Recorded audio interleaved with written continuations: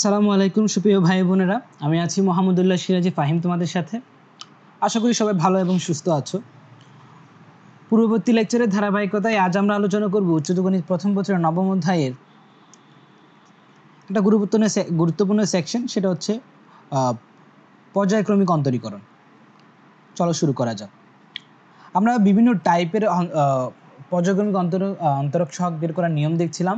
আজ আমরা দেখব y = sin x, একটা ফাংশনের nতম অন্তরক সহগ, অর্থাৎ nতম অন্তরজ কীভাবে নির্ণয় করা হয় সেটা দেখব। এটা খুব ইম্পর্টেন্ট, কারণ হচ্ছে যতগুলো ত্রিকোণমিতিক ফাংশন আছে অলমোস্ট বেশ কয়েকটারই এইভাবে অন্তরক সহগ নির্ণয় করা হয়ে থাকে, ঠিক আছে। এবং প্রায়ই এই যে sin x কিংবা cos x এরকম যে কোনো একটা দিয়ে দেওয়া হয় যে nতম অন্তরজ নির্ণয় করার জন্য, হয়তো MCQতে থাকতে পারে অথবা CQতে দিলে তো ভালোই। তাহলে আমরা দেখি যে কিভাবে nতম অন্তরজ বের করা হয় যে কোনো একটা ত্রিকোণমিতিক ফাংশন, যেমন sin x এর জন্য। আমার কাছে দেওয়া আছে যে ফাংশনটা, সেটা হচ্ছে কি y = sin x। তাহলে প্রথম অন্তরক সহগ যদি আমরা বের করি তাহলে কিভাবে বের করা যায় তোমরা একটু দেখো। যে আমরা যদি y অর্থাৎ যে ফাংশনটা দেওয়া আছে তার দিকে যদি তাকাই, তাহলে আমরা দেখতে পাচ্ছি যে ফাংশনটা আছে সেটা হচ্ছে sin x। তাহলে আমাদের কাজ কি হবে? আমরা নিশ্চয়ই sin x এর ডিফারেন্সিয়েশন জানি, cos x হবে। সো দেখতে পাচ্ছি এখানে sin x নাই, sin x আছে। সো যদি চেইন রুল অ্যাপ্লাই করি তাহলে আমরা কি পাবো? cos x একই সাথে ইন্টু ddx অফ x। তাহলে এখান থেকে আমরা পেয়ে যাই যে a cos x, এটা হচ্ছে কি ফার্স্ট ডেরিভেটিভ। এখন খেয়াল করো, ফার্স্ট ডেরিভেটিভ কি পেলাম কি a cos x। এখন যদি সেকেন্ড ডেরিভেটিভের দিকে তাকাই তাহলে সেকেন্ড ডেরিভেটিভ কীভাবে বের হবে? সেকেন্ড ডেরিভেটিভ সময় আমরা পাবো a তো আছেই, তখন ফাংশন কিন্তু এটা, তাহলে a তো আছেই, কসকে ডিফারেন্সিয়েট করলে মাইনাস সাইন x। খেয়াল করে একই সাথে আমি চেইন রুল অ্যাপ্লাই করে ফেলেছি।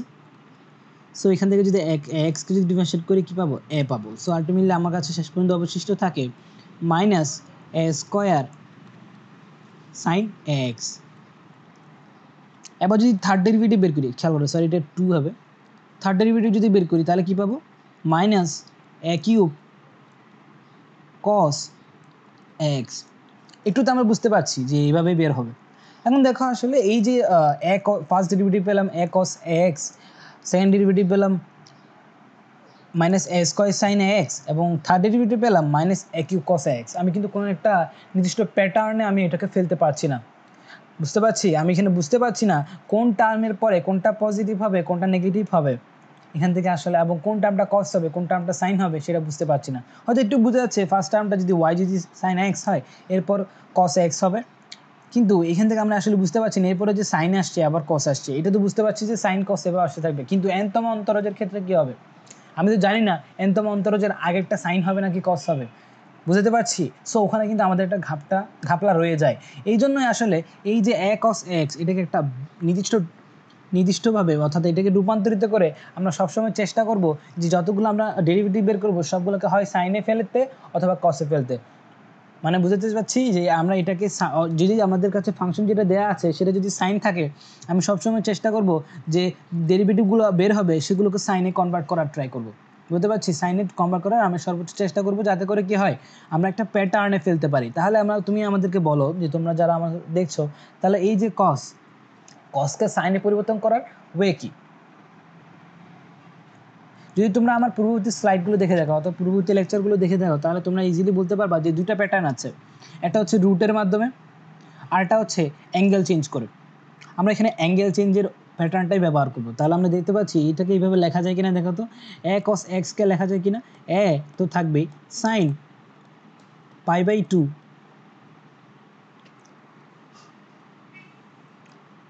প্লাস এক্স,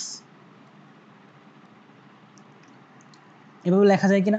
আমরা দেখতে পাচ্ছি যে আমরা কি জানি কার্তেশীয় স্থানাঙ্ক ব্যবস্থায় ফার্স্ট কোয়াড্রেন্টে যতগুলো মান আছে অর্থাৎ যতগুলো ত্রিকোণমিতিক ফাংশন আসবে সবগুলো কী হবে? পজিটিভ হবে। এবং সেকেন্ড কোয়াড্রেন্টে আমরা জানি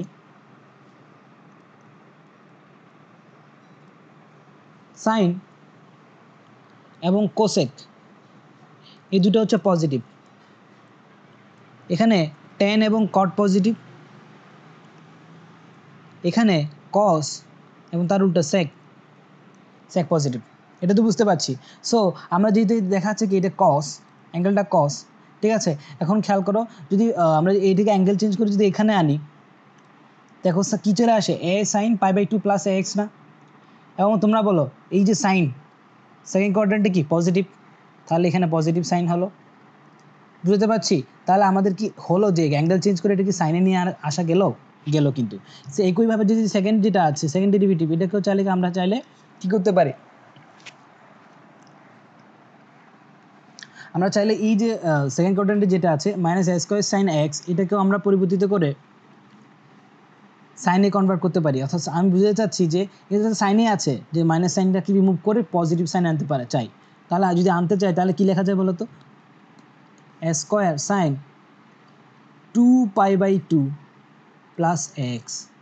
খেয়াল করো 2π/2 মানে পাই না, তাহলে কোথায় চলে আসলো, সেকেন্ড কোয়াড্রেন্টে এই জায়গায়, এবং প্লাস এক্সের কারণে অ্যাঙ্গেলটা কোথায় চলে গেল, থার্ড কোয়াড্রেন্টে। বুঝতে পারলাম, এখানে দেখো π/2 এর জন্য কিন্তু এইটুক আসছে, এরপর যখন প্লাস এক্সের কারণে অ্যাঙ্গেলটা আরও বেড়ে এক্স পরিমাণ বেড়ে সেকেন্ড কোয়াড্রেন্টে প্রবেশ করেছে। একইভাবে সেকেন্ড ডেরিভেটিভের জন্য পাইয়ের জন্য সেকেন্ড কোয়াড্রেন্ট পর্যন্ত আসলো, তারপর এক্সের জন্য আবার ভেতরে থার্ড কোয়াড্রেন্টে প্রবেশ করেছে।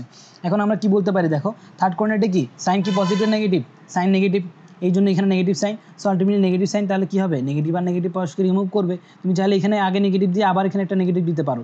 সো আলটিমেটলি নেগেটিভ পরস্পর রিমুভ করবে, এবং আমার কী হলো, অ্যাঙ্গেলটা সাইনে রূপান্তরিত হলো এমনভাবে যে নেগেটিভ সাইনটা আর থাকলো না।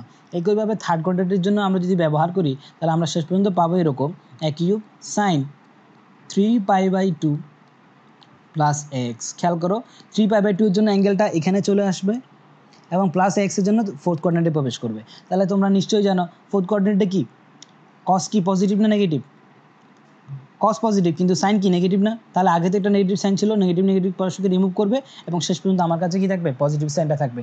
তাহলে এখন দেখো আমরা কিন্তু একটা চাইলে এই জায়গায় এসে আমরা একটা প্যাটার্নের আলোকে চলে এসেছি। কীরকম দেখো, প্যাটার্নটা হচ্ছে এরকম যে যখন ফার্স্ট ডেরিভেটিভ বের করছি তখন দেখতে পাচ্ছি π/2 এর কি বীজগণিতের আছে, জাস্ট π/2 1 আছে, π/2 এর আগে 1 আছে। এখন খেয়াল করো যখন সেকেন্ড ডেরিভেটিভ বের করছি π/2 এর আগে 2 আছে, তার মানে হচ্ছে খেয়াল করো থার্ড ডেরিভেটিভ আগে দেখতে পাচ্ছি যে π/2 এর আগে 3 আছে। আবার আরেকটা জিনিস, সেটা হচ্ছে ফার্স্ট ডেরিভেটিভে এ এসেছে, সেকেন্ড ডেরিভেটিভে এ স্কোয়ার, থার্ড ডেরিভেটিভে এ কিউব। তাহলে আমরা কি প্যাটার্ন পেয়ে গেলাম কি না, প্যাটার্ন পেয়ে গেলাম এরকম। তাহলে এই প্যাটার্ন অনুসারে আমরা যদি yn বের করি, তাহলে কী পাবো, a⁴n sign n π/2 plus x. বুঝতে পারলাম, এইটাই হচ্ছে আসলে সাইন এক্স কিংবা কস এক্স, এই যে ফাংশনগুলো আছে এগুলোর nতম অন্তরীকরণ নির্ণয়ের কি প্যাটার্ন। বুঝতে পারলাম। তাহলে এখান থেকে তাহলে আমরা বুঝতে পারছি y1 বের করেছি, সেটাকে কী করা হয়েছে, সাইনে কনভার্ট করেছি। y2 বের করেছি, সেটাকেও সাইনে কনভার্ট করেছি, যাতে করে কী হয়, মাইনাস সাইনটা রিমুভ হয়। এবং y3 বের করে দেখেছি, এবং তারপর কী করেছি, একটা প্যাটার্ন আমরা কী করেছি, দাঁড় করানোর চেষ্টা করেছি, এবং এই প্যাটার্ন অনুসারে আমরা বলে ফেলতে পারি nতম অন্তরীকরণ সহগটার মানটা কী হবে, একই রকমভাবে হবে। দেখতে পাচ্ছি এক কিউব আছে, যেহেতু থার্ড কোয়াড্রেন্টের যখন থার্ড ডেরিভেটিভ বের করছি তখন এক কিউব এসেছে। সো nতম অন্তরীকরণ সহগ বের করলে a⁴n আসছে। থার্ড ডেরিভেটিভের সময় দেখতে পাচ্ছি π/2 এর সাথে 3 এসেছে, অর্থাৎ গুণ আকারে। সো আলটিমেটলি nতম অন্তরীকরণ সহগে π/2 এর সাথে গুণ আকারে n আসবে, এবং প্লাস এক্স তো বরাবর থাকবেই। তাহলে এইটাই হচ্ছে তাহলে nতম অন্তরীকরণ সহগ কার, সাইন এক্সের। এখন খেয়াল করো একইভাবে আমরা কি চাইলে যে সাইন এক্সের তো nতম অন্তরীকরণ সহগ বের করলাম, আমরা কি চাইলে একইভাবে কস এক্সের অন্তরীকরণ সহগ বের করতে পারি? হ্যাঁ, আমরা কস এক্সের অন্তরীকরণ সহগও বের করতে পারি। তাহলে একইভাবে যেহেতু একই প্যাটার্ন, সো আমরা ডিরেক্টলি লিখে দিতে পারি nতম অন্তরীকরণ সহগ ফর y = cos x, সেটা কী হবে, yn সমান a⁴n cos n π/2 plus x. আশা করছি তোমরা এটা বুঝতে পেরেছো, ঠিক আছে, না বুঝার কিছুই নেই। সো এখন তোমাদের দুটো বাড়ির কাজ দিব, সেটা হচ্ছে দেখো এখন আমরা কী জেনেছি, আমরা জেনেছি যে সাইন এক্সের যে ফাংশনটা, এই ফাংশনের nতম অন্তরীকরণ সহগ। আবার এইটাও জেনেছি কস এক্সের nতম অন্তরীকরণ সহগ। এখন তোমাদের বাড়ির কাজ হবে যে সাইন এক্স, যদি y = সাইন এক্স দেওয়া থাকে, তাহলে তার nতম অন্তরীকরণ সহগ কী হবে, y = cos x যদি দেওয়া থাকে, তার nতম অন্তরজ কী হবে। খেয়াল করো, তোমরা যদি আমার এই যে প্যাটার্নটা, যদি এই যে ম্যাথটা যদি বুঝে থাকো, আগে যে করা হয়েছে এই ম্যাথটা যদি বুঝে থাকো, তাহলে তোমরা ইজিলি বলে ফেলতে পারবা y = যদি সাইন এক্স হয়, তাহলে এটার nতম অন্তরীকরণ সহগ কী হবে বলো তো, সাইন n π/2 প্লাস এক্স। এটাই হবে nতম অন্তরীকরণ সহগ। একইভাবে যদি y = যদি cos x হয় তাহলে yn হবে cos n/2 প্লাস x। বুঝতে পারলাম? এটাই হবে।